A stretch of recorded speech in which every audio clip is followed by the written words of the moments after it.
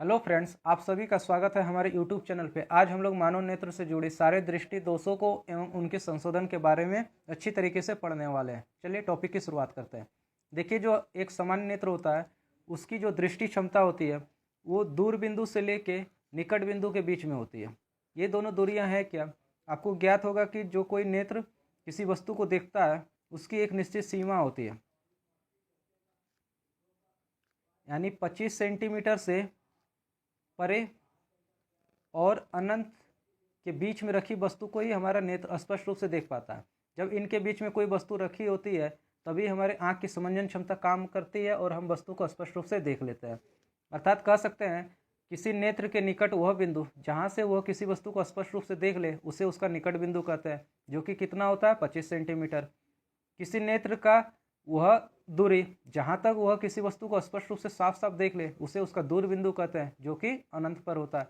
यानी आँख का निकट बिंदु 25 सेंटीमीटर और दूर बिंदु क्या होता है? अनंत होता है। और इन्हीं के बीच में क्या होता है? समंजन क्षमता काम करती है। और इन दोनों दूरी के बीच का जो ये रेंज होता है उसी को हम लोग क्या कहते हैं? दृष्टि परास कहते हैं। अब आता है एक सवाल कि क्या हम 25 सेंटीमीटर से कम दूरी की वस्तु को देख पाते हैं? तो इसका जवाब होता है नहीं। कारण यह होता है कि हमारे आँख की जो समंजन क्षमता है वो 25 सेंटीमीटर से पार और अनंत के बीच तक ही होती है। 25 सेंटीमीटर से कम दूरी देखने के लिए हमारे क्रिस्टलीय लेंस की फोकस दूरी को घटाना पड़ेगा, जो कि आसान कार्य नहीं है। इसके लिए हमारे क्रिस्टलीय लेंस को मोटा होना पड़ेगा, अधिक वक्रित होना पड़ेगा, जिससे क्या हो सकता है कि हमारे आँख में दर्द भी हो सकता है और इस वजह से हम 25 सेंटीमीटर से कम दूरी पर रखी वस्तु को नहीं देख पाता है। चलिए आगे हम लोग नेत्र दोषों को देखेंगे। देखिए, जब कोई नेत्र निकट रखी वस्तु को या दूर रखी वस्तु को साफ साफ आसानी से स्पष्ट रूप से नहीं देख पाता है तो ऐसी स्थिति को ही हम लोग दृष्टि दोष कहते हैं, यानी डिफेक्ट्स ऑफ विजन कहते हैं। सामान्य तौर पे अपवर्तन के जो दोष होते हैं वो 3 तरीके के होते हैं। एक को कहते हैं निकट दृष्टि दोष, मायोपिया। दूसरा हो जाता है दीर्घ दृष्टि दोष, हाइपरमेट्रोपिया। और अगला जो होता है जरा दूरदृष्टिता, जिसे हम लोग प्रेस बायोपिया भी कहते हैं। इन दोषों को हम लोग दूर करने के लिए उपयुक्त क्षमता वाले गोलीय लेंस का प्रयोग करते हैं। चलिए एक एक करके सारे दोषों को समझेंगे। पहला जो है वो निकट दृष्टि दोष। निकट दृष्टि दोष में क्या होता है? तो इसमें हम लोग निकट की वस्तु को तो साफ साफ देख लेते हैं, लेकिन दूर की वस्तु को हम लोग साफ साफ नहीं देख पाते हैं। यानी वैसा नेत्र दोष जिसमें हम लोग निकट की वस्तु को साफ साफ देख पाते हैं लेकिन दूर की वस्तु को साफ साफ नहीं देख पाते हैं, उसे निकट दृष्टि दोष कहा जाता है। अब सवाल उठता है इसका कारण क्या होता है? तो पहला कारण जो होता है, देखिए, जो सामान्य नेत्र होता है उसकी जो दूर बिंदु होती है वो अनंत पे होती है, लेकिन इस दोषयुक्त नेत्र का जो दूर बिंदु होता है वो अनंत न होते क्या होता है? आँख के निकट किसी पॉइंट पे आ जाता है। इस स्थिति में क्या होता है कि इसकी जो समंजन क्षमता काम करती है इसकी इस दूर बिंदु और इसके ये निकट बिंदु के बीच में ही काम करती है। इसके परे जब कोई वस्तु को रख देते हैं तो फिर ये किसी वस्तु का प्रतिबिंब नहीं बना पाता। ऐसी स्थिति में ये क्या करता है, यहाँ से आने वाली किरणों को ये लेंस से अपवर्तित करने के बाद रेटिना से पहले ही किसी पॉइंट पर फोकसित कर देती है। रेटिना से पहले किसी पॉइंट पर फोकसित कर देने के कारण हमें वस्तु साफ साफ आसानी से नहीं दिखता है। यानी पहला कारण क्या हो गया कि इसका जो दूर बिंदु है वो आँख के निकट किसी पॉइंट पे आ जाता है। अगला जो कारण हो सकता है वो हम लोग देख रहे हैं, इसका क्रिस्टलीय लेंस, इसका लेंस और रेटिना के बीच में दूरी बढ़ गया, जिसके कारण ये बीच में कहीं फोकसित हो गया। और ये हुआ क्यों? ये हुआ नेत्र गोलक के लंबा हो जाने के कारण, जिसके कारण रेटिना के बीच और लेंस के बीच में क्या हो गया? दूरी बढ़ गया। अगला जो कारण हम लोग देख सकते हैं वो देख सकते हैं कि इसका जो लेंस हो गया वो मोटा हो गया। मोटा हो जाने से क्या होती है? इसकी फोकस दूरी घट गई है। फोकस दूरी घट जाने के कारण ही ये क्या हो गई? पहले ही फोकसित हो जा रही है। यानी लेंस का अधिक मोटा हो जाने से क्या होती है? इसकी फोकस दूरी में कमी आ जाती है, जिसके कारण ये रेटिना से पहले ही प्रतिबिंब को फोकसित कर देती है, जिसके कारण हमें आसानी से साफ साफ दिखाई नहीं देता है। देखिए, ये सामान्य नेत्र है, ये क्या करता है? किसी वस्तु को रेटिना पे फोकसित कर रहा है तो हमें ये साफ साफ आसानी से दिखाई दे रहा है। इसमें क्या हो रहा है? दोषयुक्त नेत्र है, ये रेटिना से पहले ही किसी वस्तु को फोकसित कर दे रहा है, जिसके कारण हमें साफ साफ आसानी से नहीं दिखाई दे रहा है। अब बात आता है इसे संशोधन करने का क्या तरीका हो सकता है। तो इसके लिए हम लोग उपयुक्त क्षमता वाले एक अवतल लेंस को लेते हैं, जिसे हम लोग चश्मे के ऊपर या कॉन्टैक्ट लेंस की तरह आँख में लगाते हैं और फिर हम लोग इस दोष से निजात पाते हैं। जब इसे हम लोग आँख में लगा देते हैं आँख के ऊपर तो होता है क्या? दूर से आने वाली किरणें अब क्या होती है? इससे पहले अपसारित होती है, यानी फैलती है, और फिर जाके हमारे क्रिस्टलीय लेंस अभिसारित होकर रेटिना पे क्या होती है? फोकसित होती है और हमें वस्तु आसानी से साफ साफ दिखाई दे देता है।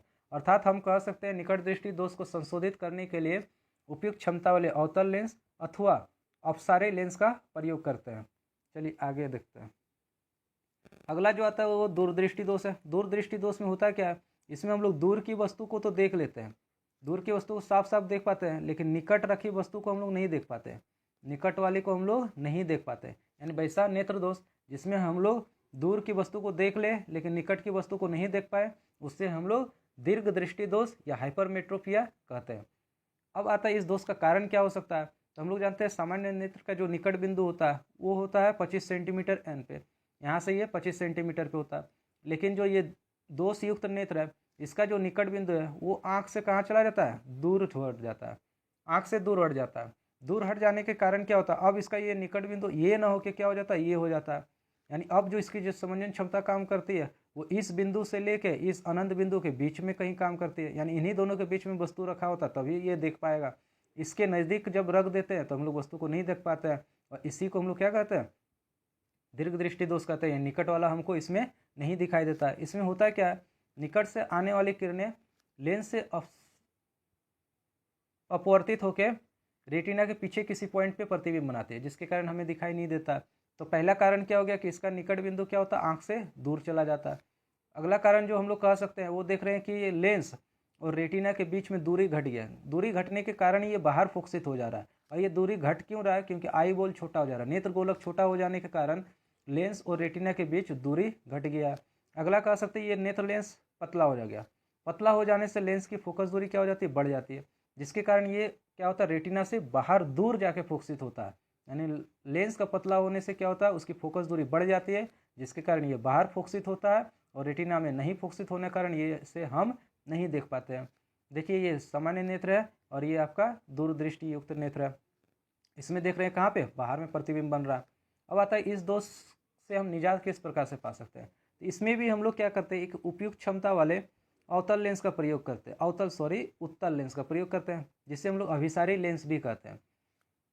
ये करता क्या है, तो ये जब पास वाले वस्तु से को देखना होता है तो यहाँ से आने वाली किरणों को पहले ये अभिसारित करता है, और वापस से फिर क्रिस्टल लेंस अभिसारित होकर ये रेटिना पे फोकसित होता है, और साफ साफ हम लोग उसको आसानी से देख लेते हैं। यानी दूरदृष्टि दोष को दूर करने के लिए हम लोग उपयुक्त क्षमता वाले उत्तल लेंस अथवा अभिसारी लेंस का प्रयोग करते हैं। चलिए आगे देखते हैं। अगला जो दृष्टि दोष होता है वो है प्रेस बायोपिया, जिसे हम लोग कहते हैं जरा दूरदृष्टिता। जरा दूरदृष्टिता। इसमें क्या होता है, इसमें कोई व्यक्ति ना तो निकट का देख पाता है ना ही दूर का देख पाता है। यानी इसमें दोनों प्रकार का प्रॉब्लम आता है, निकट का भी नहीं देख पाते हैं और दूर का भी नहीं देख पाते हैं। तो ऐसे नेत्र दोष को हम लोग क्या कहते हैं, जरा दूरदृष्टिता कहते हैं। अब इस दूरी को दोष को संशोधित करने का तरीका क्या है, इसे हम लोग बाइफोकल लेंस से ठीक कर सकते हैं, यानी द्विफोकसीय लेंस का यूज करते हैं। इसमें चश्मे में हम लोग क्या करते हैं, दोनों प्रकार के लेंस लगाते हैं। ऊपर वाले में हम लोग लगाते हैं अवतल और नीचे वाले में हम लोग लगाते हैं उत्तल। जब हमें दूर की वस्तुओं को देखना रहता है उस स्थिति में हम लोग ऊपर वाले लेंस से देखते हैं। दूर वाले को जब देखना रहता है तो हम लोग क्या करते हैं, ऊपर वाले लेंस से देखते हैं। जब हम लोग सामने की वस्तु को देखना रहता है, यानी निकट की जब देखना रहता है, यानी किताब कॉपी जब हम लोग को पढ़ना रहता है, तो उस स्थिति में हम लोग नीचे वाले उत्तल लेंस से देखते हैं, और इस प्रकार से हम लोग जरा दूरदृष्टिता का भी संशोधन कर लेते हैं। चलिए आगे देखते हैं। देखिए जैसे जैसे लोगों का उम्र बढ़ता है अथवा बुढ़ापा आते जाता है तो उसका जो क्रिस्टली लेंस है ना वो धुंधिया तथा धुंधला हो जाता है।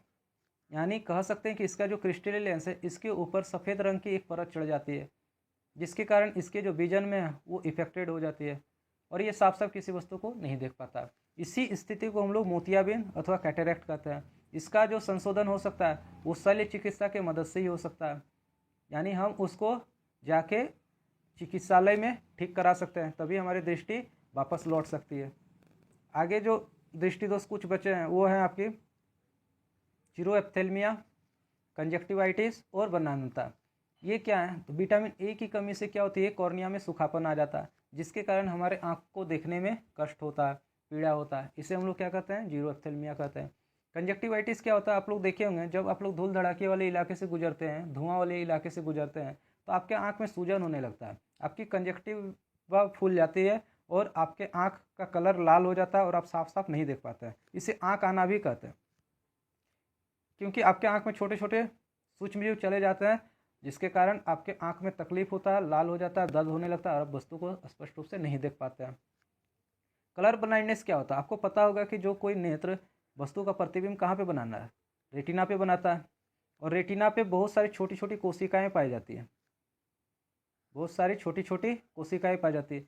एक को हम लोग रॉड सेल कहते हैं, रॉड कोशिकाएं, और एक को हम लोग कहते हैं कोन सेल यानी कोन कोशिकाएं। रॉड सेल जो होती है ये ब्लैक एंड वाइट देखने में मदद करती है, और कोन सेल जो होती है ये कलरफुल यानी RGB यानी रेड, ग्रीन और ब्लू वगैरह को दिखाने में मदद करती है। कुत्ता, बिल्ली, सांड, इन सब में क्या होता है, रॉड सेल की बहुतायात होती है, जिसके कारण ये क्या करते हैं, ब्लैक एंड वाइट ही देख पाते हैं, ये रंगीन चीज़ नहीं देख पाते, ये ब्लैक एंड वाइट ही देख पाते हैं। आपको जान के आश्चर्य होगा कि लोग कहते हैं कि सांड लाल कपड़ा देखते ही भड़कता है। सांड को तो लाल कपड़ा दिखता ही नहीं है, फिर वो भड़कता कैसे है? तो इसका जवाब आप सीधे सीधे दे सकते हैं कि सांड लाल कपड़ा देख के न भड़कता है, बल्कि जो हम लोग उसके आगे कपड़ा हिलाते हैं, उसके हिलाने का जो हमारा तरीका होता है उससे वो चिढ़ता है और इसके कारण वो भड़कता है। उसे लाल रंग तो दिखाई नहीं देता है। ठीक है, साथ ही साथ देखते होंगे कि हम लोगों में रॉड सेल भी पाई जाती है और कोन सेल भी पाई जाती है, लेकिन किसी किसी लोगों में क्या होती है, रॉड सेल की कभी कभी कमी हो जाती है। विटामिन ए की कमी के कारण रॉड सेल में कमी हो जाती है, जिसके कारण ये रात में नहीं देख पाते, यानी ब्लैक एंड वाइट देखने में इन्हें तकलीफ होती है। इसी स्थिति को हम लोग क्या कहते हैं, नाइट ब्लाइंडनेस कहते हैं, यानी रोतंदी कहते हैं, जो क्या होता है विटामिन ए की कमी से होता है। अगला जो होता है कोन सेल की कमी से, किन्हीं लोगों में क्या होता है, ये कोन सेल की कमी हो जाती है। कोन सेल की कमी हो जाने के कारण क्या होती है, वो कलर नहीं पहचान पाते हैं, जिसको हम लोग कलर ब्लाइंडनेस कहते हैं। कलर ब्लाइंडनेस ये क्या होती है, एक आनुवंशिक बीमारी है, यानी जेनेटिक रोग है। ये पीढ़ी दर पीढ़ी हस्तांतरित होती है, यानी किसी के दादा में, जी में, पिताजी में, फिर उसके बच्चे में, फिर उसके बच्चे में, इस तरीके से ये रोग हस्तांतरित होते जाती है। इसको हम लोग क्या कहते हैं, कलर ब्लाइंडनेस कहते हैं। ये आपके लाल, ग्रीन, ब्लू इन रंगों को पहचान नहीं पाता है। तो उम्मीद करता हूँ आपको सारे दृष्टि दोष अच्छी तरीके से समझ में आ गए होंगे। यदि आपको अच्छा लगा होगा तो हमारे YouTube चैनल को सब्सक्राइब करें, शेयर करें, लाइक करें, ताकि मैं आपके लिए इस तरीके और अच्छी अच्छी वीडियो ला पाऊँ। आज के लिए इतना ही।